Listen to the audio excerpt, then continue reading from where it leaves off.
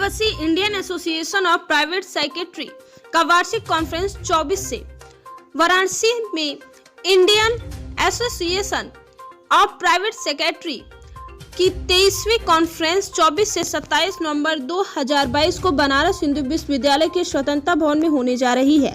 यह जानकारी मंगलवार को देवा इंस्टीट्यूट वाराणसी के प्रांगण में एक प्रेस कॉन्फ्रेंस को संबोधित करते हुए डॉक्टर वेणुगोपाल झंवर ने दी।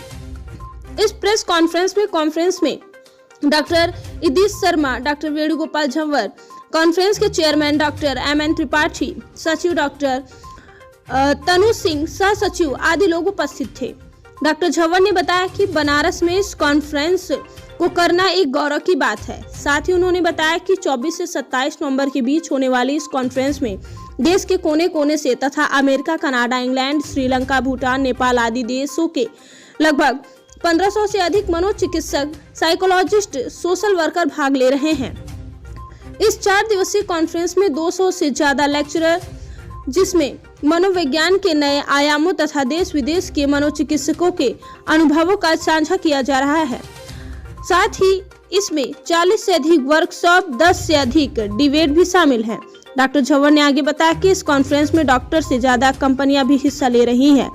Doctor M N. त्रिपाठी ने बताया कि विगत 23 वर्षों में 2004 के बाद यह दूसरा अवसर है कि बनारस को में 26 का आर्थिक अधिवेशन करने का अवसर प्राप्त हुआ है। इस कॉन्फ्रेंस में मेंटल हेल्थ से संबंधित ज्वलनशील मुद्दों पर विस्तार से चर्चा की गई।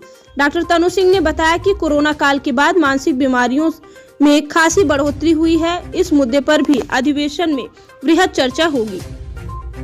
जो ये जलवायु परिवर्तन की वजह से जो बहुत सारे मेंटल इश्यूज आ रहे हैं उनका हो गया, then food and mental health पे कई सारे टॉपिक्स हैं, न्यूट्रास्यूटिकल्स पे कई सारे टॉपिक्स हैं। यही पूरा कॉन्फ्रेंस का है और बाकी चारों दिन आप लोग से मेरा रिक्वेस्ट रहेगा कि आप लोग कवर करें उसको अच्छे से अच्छा।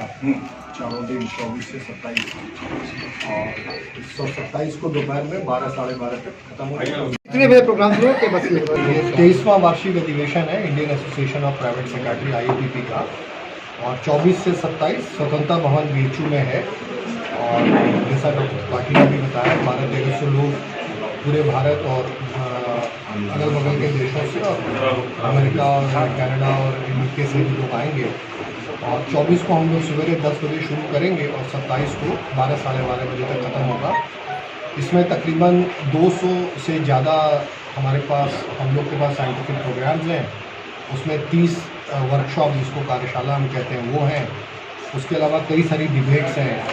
और इस बार जो सबसे महत्वपूर्ण चीज़ है, जो हम लोग इस समय जो ज्वलन समस्याएं हैं समाज की, उसके ऊपर बहुत विस्तार से चर्चा करेंगे।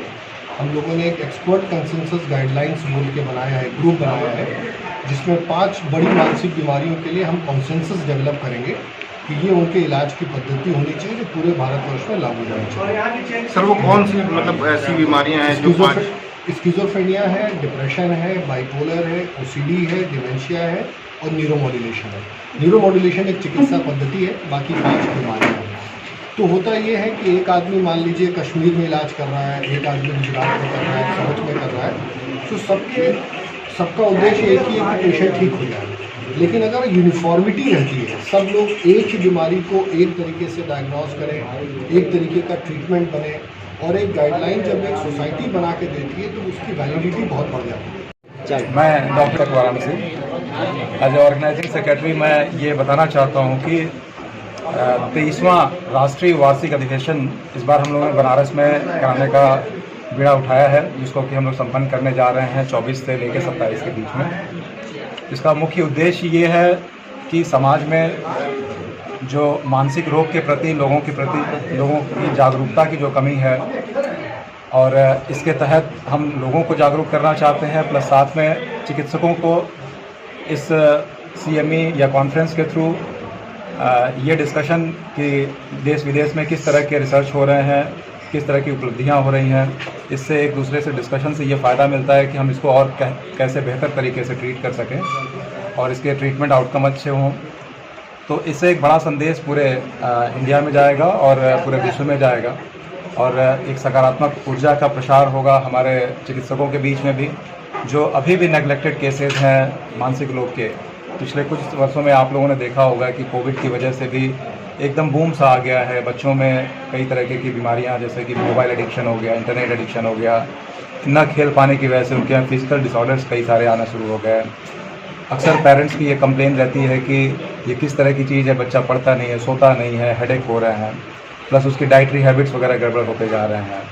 तो इन सब चीज़ों के बारे में हम लोग जब इस तरह के CME करते हैं ऑर्गेनाइजेशन के थ्रू, तो ये पूरे इंडिया में फैलता है, क्योंकि यहाँ पे जो सोसाइटी में जो लोग आ रहे हैं, हमारे देश विदेश से लोग भी स्पीकर्स आ रहे हैं, कनाडा से आ रहे हैं, US से आ रहे हैं।